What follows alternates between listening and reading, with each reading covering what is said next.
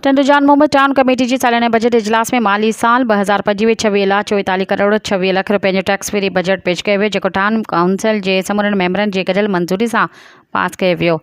इजलास जी सदर चेयरमैन काज़ी नूर मोहम्मद सांद ऐं वाइस चेयरमैन शहजाद हुसैन आराई कई, जॾहिं त फाइनेंस मेंबर काज़ी करमुल्ला सांद, देवो आनंद ऐं मुख़्तलिफ़ वार्डनि जा चूंडियल नुमाइंदा पिण शिरकत कंदड़नि में शामिल हुआ। इजलास में एज़ाज़ी मेहमान नामट समाजी शख्सियत काज़ी रहीम बख्श सांद ऐं काज़ी करमुल्ला सांद जा फर्ज़न शामिल हुआ। बजट में शहरी सहूलतुनि जी बहितरी, रोडनि जी मरम्मत, सफ़ाई, पीअण जे साफ़ पाणी, स्ट्रीट लाइट्स ऐं ॿियनि बुनियादी ख़िदमतुनि लाइ 18 करोड़ रुपयनि जी रक़म मुख़्तिस कई वई।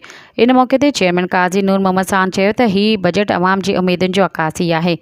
असांजो मक़सदु टंडुजान मोहम्मद खे साफ़, महफ़ूज़ ऐं जदीद शहर बनाइणु आहे। वाइस चेयरमैन शहजाद हुसैन आराई चयो त असां शफ़ाफ़ियत ऐं ईमानदारी सां कमु कंदासीं। हर रुपयो अवामी सहूलतुनि लॻायो वेंदो। इजलास दौरान काउंसिलर पंहिंजे वार्डनि जे मसइलनि ऐं तजवीज़ुनि ते रोशनी विधी।